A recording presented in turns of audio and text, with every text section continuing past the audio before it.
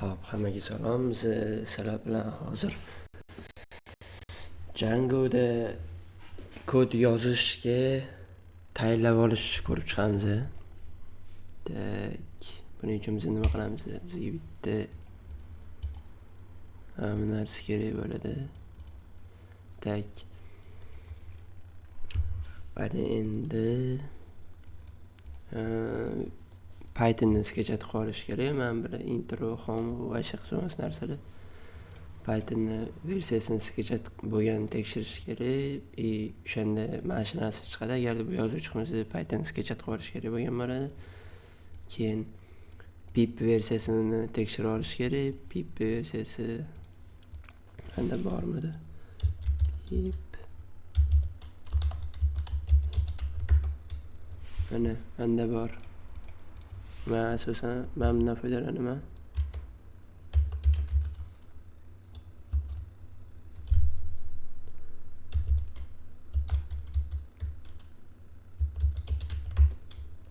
Shundan foydalanaman. Mana shu yaxshi etak. Yokida men bundan pip x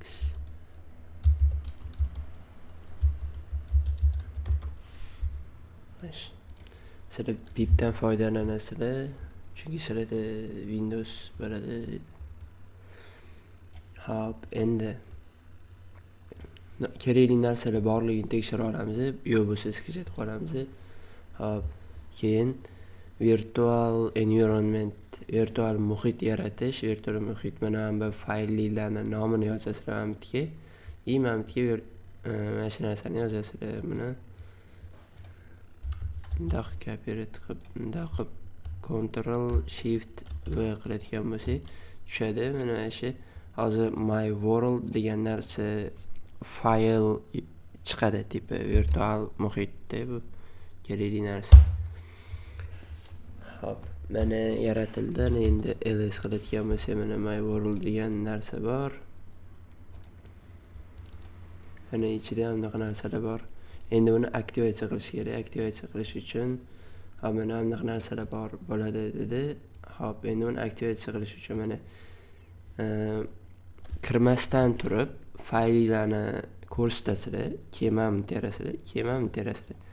Mana agarda kirmagan bo'lsanglar, fayllarni ko'rsatmay berasizlar. Agarda fayllarni ichida men misol uchun men hozir kirganman. Kirganim uchun ham men hozir bu kodni termayman. Men bu 0 dan boshlab termayman. Tak, mana. Men buni terishim shart emas, chunki menda men kirmanman. Kirmaganimda agar mashina ichida bo'lsanglar, men terishim shart emas.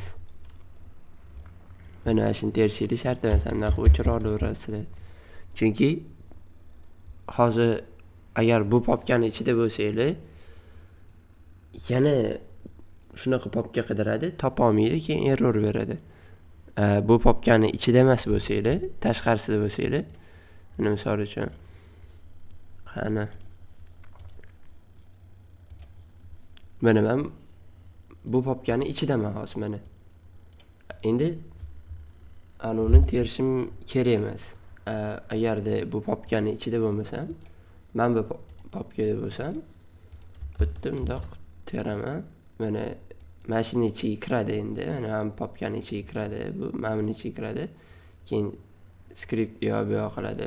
Ichiga kirganda uni topadi. Nimaga menda hozir topmadi? Chunki men hozir Windowsga aniq qilib qo'ydim. Windowsga mana Windows va kaliylar uchun bo'ladi. Shunaqa qilib ashini qilasizlar. Tushundinglar-ku? Keyin shunaqa bo'lib ketadi. Tak, mana bo'ldi. Menda hozir aktivatsiya bo'ldi. Aktivatsiya bo'lgandan keyin sizlarda ham bunday chiqadi. My world degani, keyin aktivatsiya mana bunaqa bo'lib chiqadi deyapti. Windowsda bunaqa, anda bunaqa bo'lib chiqadi. Tak. Bo'ldi. Install Django'ni ana endi Django'ni sketchat qilishimiz kerak. Bu virtual muhit Просто virtual muhit, Django'ni alohida sketchat qilish kerak. Django'ni virtual muhitni ichiga sketchat qilasizlar. Mana ls, mana shu papkani ichiga kirasizlar. Mana tak. Demak, ishga sketchat qilasizlar. Tak. cd ana endi sketchat qilish uchun bundoq qilaman. Ayo, bu aktivatsiyaniki-ku. Xo'p, mana buni copy qilamiz, bundoq qo'yamiz. Enter bosadigan bo'lsa, sketchat qilib tashlayapti уже. Keyin bo'ldi, bunaqa ko'rinishda sketchat bo'ladi deyapti. Keyin Python versiyasini tekshirishimiz kerak deyapti. Keyin Django admin versiyasini tekshiramiz, chunki admin Django sketchat bo'lganini ko'rish uchun-da bu tipa o'zini buyrug'i mana chiqdi.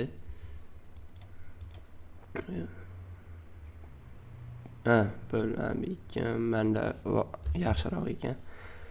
Tak. Mana bu button my freeze project. Ana endi loyiha yaratamiz. Tak. Shu loyihaning ichida kodlarni yozamiz-da. Tak, bunaqa mana bu tiki otini yozasizlar. Ana. Yaqin.